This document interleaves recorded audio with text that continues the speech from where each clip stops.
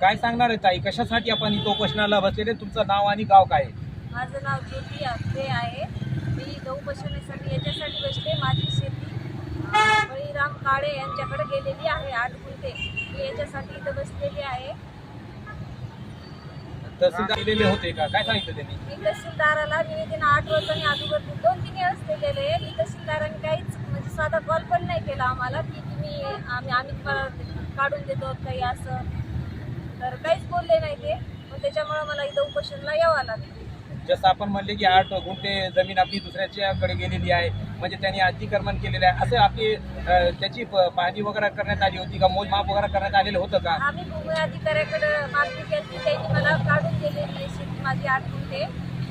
पण तरी बी मी 2दा ताबा करून करण्याचा प्रयत्न केला, त्यांनी करू दिला नाही. रात्रच त्यांनी ट्रॅक्टर घालून आम्ही थोडी ज्वारी केली होती त्याच्यामध्ये, ती ज्वारी त्यांनी मोडून टाकली. ट्रॅक्टरनं जेसीबी त्यांच्याकडे सगळा पाहू पा जेसीबी आहे, ट्रॅक्टर आहे, ते रात्रच काम करून घेतले. याच्या बाबतीत आपण पोलीस स्टेशनला, तहसीलदार साहेबांना काही माहिती वगैरे कळवली होती का? मी 2दा पोलीस स्टेशनला तक्रार केली. पोलीस स्टेशनवाल्यांनी काही पण तक्रार केली नाही. हा, कोर्टातून कमी जास्त 2 वर्ष झाले या गोष्टीसाठी कोर्टाकडं माझी भांडत आहे.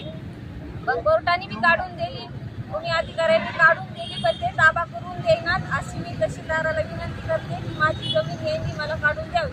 जसं आपण म्हणलात की 2 वर्ष झाले कोर्टात आपण आपली दाखल केली, कोर्टाकडून आपल्याला आपली जागा आहे म्हणून असं त्यांनी दिलेलं आहे का पत्र वगैरे? त्यांनी पत्र दिलेलं आहे की तुमची जागा आहे म्हणून एवढी काढून दिलेली आहे.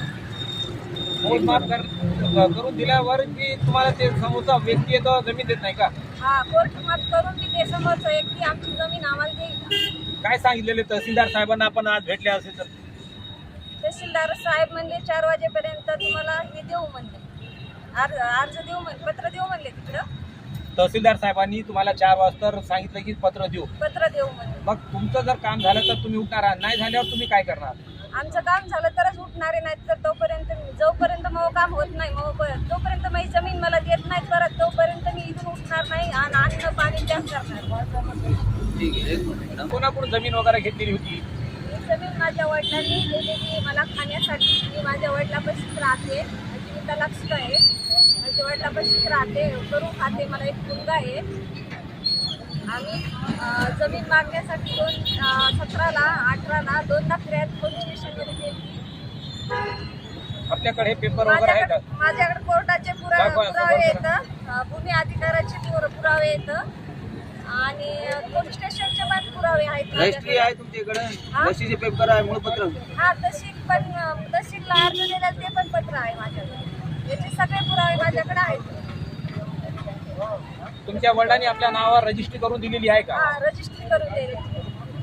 7/12 नाव आहे तुमचं? हा, 7/12 पण नाव असलं तरी तुम्हाला तुमची जागा ते देत नाही. हा, माझे हक्काचे असून मला देईनात. शिवीगाळ देते तर काही म्हणते असं, त्याची धमकी देतात जीवे मारण्याची याची. आम्ही तिथे शेतात गेलं म्हणजे 2-3 वेळेस प्रयत्न केला शेतात जाण्याचा. त्यांची आई येते, त्याचे म्हणजे ते मुलगा येतं, कोण नाही तर कोणी येऊन आम्हाला म्हणजे धमकी देतात, तुम्ही इथं या, आम्ही तुमचे पायस तोडू, असं करू, काहीतरी असं बोलते. म्हणजे आपल्या जीवितात धोका आहे? जीवाचा धोका आहे आम्हाला, त्याच्यापासून काहीच म्हणायचं जीवाचा धोका. किती गुंठेवर अतिक्रमण आहे? 8 गुंठे. 8 गुंठे, 8 गुंठे. बरोबर.